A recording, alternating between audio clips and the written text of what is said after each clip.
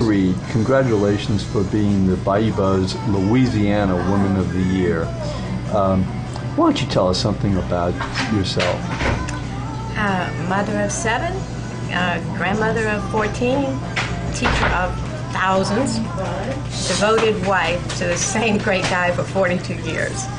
I was I ran for Congress. I did that in my spare time. I teach full-time at the University of New Orleans. And what do you teach? I teach, my doctorate is in applied biological psychology. I teach 7 different courses, online and campus, over 400 students a semester, and taught full-time all through the campaign because I love it. I love it. Some of my students are older than I am. I love it. So tell me, what is really, say, other than your family, what is your passion? My passion, universal health care.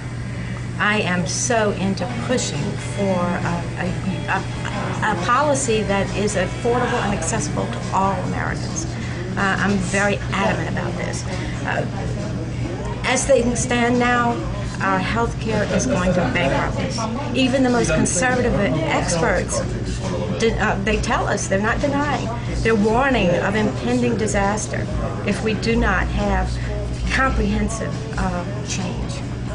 I'm looking for quite a few things to change.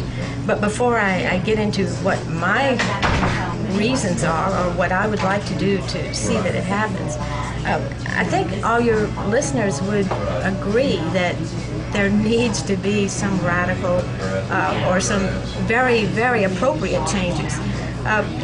Right now, we have a system that the elderly have to decide and choose between meals and medicine, and parents have to choose between clothing their children and taking them to a doctor. Half the bankruptcies are due to medical bills. 75% of these people had health insurance. So it's not far-fetched to assume that any of us at any time can face financial ruin. It takes just one illness. Meantime, the insurance bureaucrats are cherry-picking. They are choosing healthy, young people to cover, people with no pre-existing conditions. And then they ration. And they practice medicine without a license. And they override doctors' orders. They become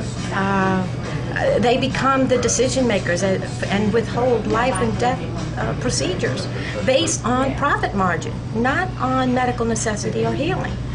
So we have drive-by mastectomies. We have people in business suits making these decisions. It's deplorable, and it's got to change. It has to change. I've heard and read, of course, that what you're describing might be considered to be socialized medicine. I mean, how would you respond to that? It's not socialized medicine any more than we have socialized teaching, socialized police force, socialized firefighters. What I'm advocating is a single-payer system, one that is publicly or privately administered health care, but paid for by a single governmental entity. So private doctors would get paid fairly for the services rendered. They would be paid fairly. And what's the scale? The scale would not be set by Washington. It would not be set by politicians. It would be set by each individual state's own board of medical experts and patients. This is a long time coming. We have no choice. Now, you mentioned that you're teaching applied biological psychology. Applied psychology. Yes. And what exactly is that?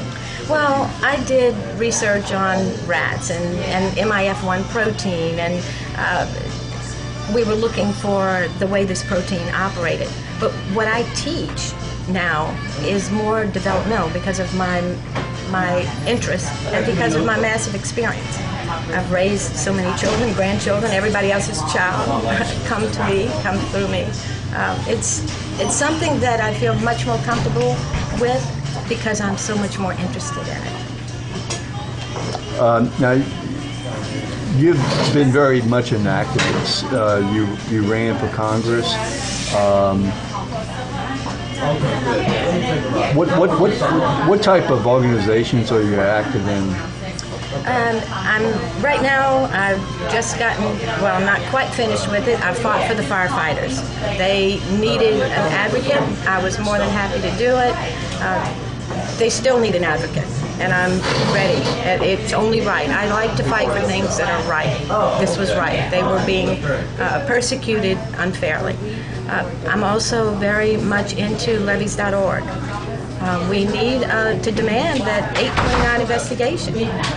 Katrina did not do New Orleans in. That's a natural disaster. We were done in by a man-made disaster, an engineering fiasco. So I'm active with that. I'm active with politics behind the scenes. I don't plan to run again. I'm interested in infusing the political climate with integrity, with excitement, with a reason to get out there and push for good candidates. Candidates who are not of the I, myself, me, myself, and I, variety, and damn everyone else. We don't need those people. We need the people candidates of by and for the people. People over profit, people over power, people over prestige, people over preferential treatment and elitism and entitlement. This is what we need, but that same leader also needs to demand that any assistance, any giveaway is not free, and there is repayment expected. As a woman, and as a Louisiana woman, what do you think are the opportunities for women in the state, and what do you think are, let's say the disabilities or the deficits? Women have a long way to go. I'm very disappointed in many of our elected officials, starting with Diaper Dave Vitter, for voting against the Lilly Ledbetter Act, which would have, or which did pass anyway, despite him. But this protects women's right for equal pay for equal work. I don't see how can he tuck his children in at night, his little girls, knowing he voted against that? How can he profess to be morally ethical with his history of prostitution on two coasts? How can he be effective in coastal restoration when he was part of the problem and contributed to the commercialization of cypress mulch from our endangered wetlands? How can he pretend to be anything but arrogant and self-serving, judging by his latest escapade in the airport, or by his hard-headedness in resisting an appointment for FEMA? We need to do better. And so what type of opportunities do you think that there are for women? Well, we had a woman governor. We have a woman senator. It can be done. It's harder because there are roadblocks. And what type of roadblocks? Well, like the Lilly Ledbetter Act. Just the fact that had so many people in Louisiana vote against it. It passed because lots of people are on a page that is far more informed. But we had 6 out of our 7 representatives vote against it. That doesn't bode well. That doesn't say a lot of good things about women and how they're respected. Was that a women's issue, or was that just a issue for workers? It was a woman's issue, but it also can also be. You can include in there. I mean, if you want to generalize. There are other people who need equal pay for equal work. This just happens to be a woman